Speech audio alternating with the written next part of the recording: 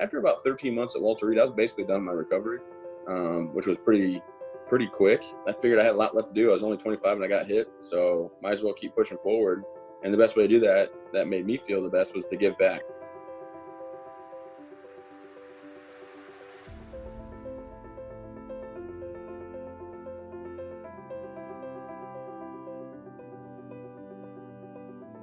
I got to go over to Afghanistan for my third time, and I had orders taking me somewhere else, and I canceled them because I have guys that believe in me and they want to serve with me, and they come from all across this nation. So I went overseas.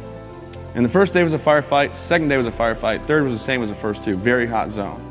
We got a phone call about a month and a half in, April 10th. The phone rang, and the village elder was on the line. He said, hey, we got an IED in the village, we need you to come check it out. So we started putting our stuff on like normal. We go out with the minesweeper and we start sweeping the ground back and forth. Back and forth, nothing alarms us, there's anything there. I take my backpack off and I set it on the ground. You see my bag is 120 pounds, hits the ground, and underneath it is a bomb. And it takes my right arm, right leg automatically. When I'm on the ground, I think I'm gonna die, so I tell the medic, don't worry about it, go save my guys. In my head, I'm just saying, don't freak out, stay calm. They rush me into surgery, right? We're gonna fast forward into the surgery here. And they cut my left leg off because it's already gone. And then 2 days later, they have to cut my left arm off because the skin had necrotized, so I'm a quadruple amputee. On April 14th, they woke me up for the very first time. And the first thing I said to my brother-in-law who was in the room, I said, my soldiers, how are my soldiers? And he told me about Brandon and Ryan. And then I said, am I paralyzed? Because I can't put my fingers and toes. Tell me the truth, am I paralyzed? He said, no, you're not paralyzed, but you don't have them anymore. And that's how I spent my 25th birthday. So the things I wanted to accomplish, I wanted to be able to feed myself again. I wanted to be able to pick a fork up and put food in my mouth. You see, I couldn't do that for 5 weeks. At 5 weeks, I was out of my recovery stage enough where I was healed up and I could grab a fork. I also was tired of sitting in a wheelchair. I thought, you know what, I want to be able to walk again. So 7 weeks and 4 days into my recovery, I took my very first steps at Walter Reed. It was very painful, it was not easy. And as I was walking around the track, they said, you'll walk 1 lap today. And I went ahead and walked 3 laps that day. Now, if we fast forward a little bit, I wanted to be able to drive again as well.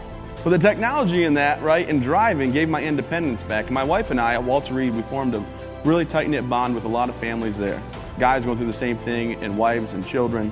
And you know what? I realized it's all about giving back. How much do I want to live for those guys, men and women, that didn't make it back home, and their families? Because it boils down to a few things. Service members, I didn't make it back home, especially the ones that are my friends that I know, and also the guys that, the doctors and nurses that worked on me that didn't give up. I mean, they had 14 hours of surgery they did.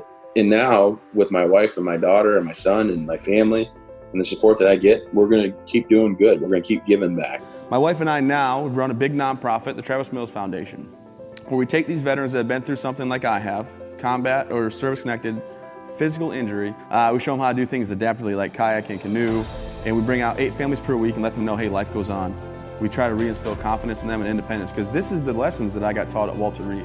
And to be honest, it was, when we started this, I was supposed to be the face of this program, but it's supposed to be someone else running it. Kelsey and I were like, no, we're not going to have that. That looks like, you know, we just schemed everybody or whatever. So we took it over, and, you know, happy to say now it's truly been a success. In 2017, we opened our foundation's doors officially, and we were able to bring in 89 families that week. And then after that, the year, last year was 131 families, and then this year is over 200 families.